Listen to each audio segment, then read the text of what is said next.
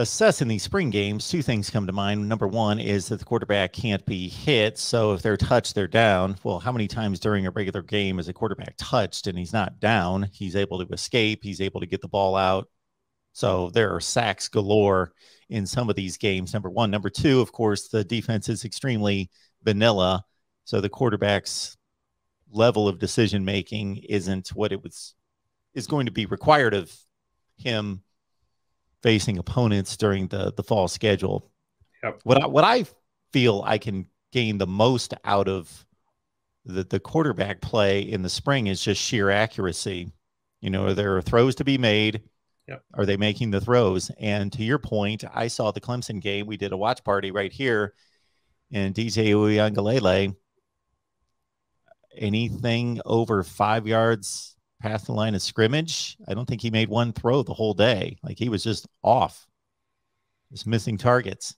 I will say that Casey Thompson, the new Nebraska quarterback coming in from Texas, very first play of the game, he threw an out where there were two guys on his receiver.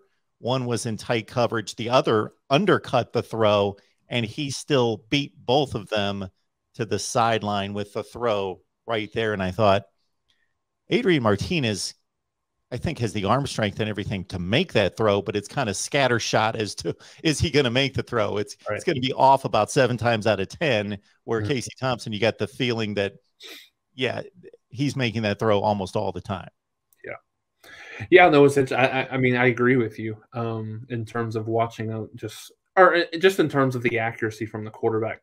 I mean, you saw the same thing from Max Johnson a little bit to a certain degree with Texas A&M. I know the win may have played a little bit more of a factor in that game, but yet no, it's very telling. Just, I mean, to your point, teams that just won't be able to touch the quarterback. You think as a quarterback, you've got a better opportunity to stick in the pocket and deliver some of those throws. So I think that's something specifically. I mean, you got guys that have played a lot between when you even Max Johnson and then DJ Uiagalelei at Clemson as well, and you've got specifically there you've got that freshman that has an opportunity that's going to be able to push him immediately. So yeah, I think it's always interesting to look and see what that looks like from a spring game perspective.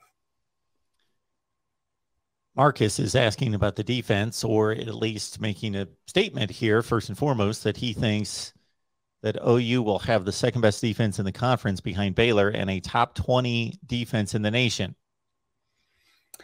Yeah, so I think that's interesting. I think the best, you look at Baylor, probably Baylor and Oklahoma State is probably the best two defensive teams in the conference last year. Then Baylor's loses a lot in the back seven. They've got a lot returning on the defensive line, but they've got a lot of holes to fill.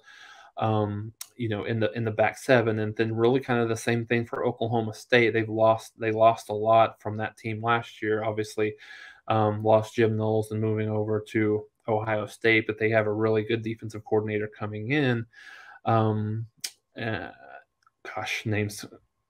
Names escaping. Derek Mason. Derek Mason, yes, that's right. From Auburn. Yep. So really, really respectable defensive coordinator in the business. So I think to your point, Marcus, I think Oklahoma has an opportunity to be there. I guess, and we'll just see. We'll just see what how those pieces look. And I think, I think Venables and team have been very cautious in terms of how they've talked about how well the defense. I mean, he holds a very, very high standard for his teams. So I think while it may not necessarily be great initially, I think it's a defense that's going to improve much throughout the year. And so, yeah, I wouldn't be surprised to see Oklahoma be a top 20, 30 defensive team in the country this year when it's all said and done.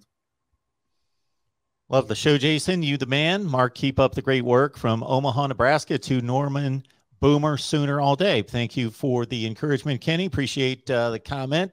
Glad you like the channel and the show.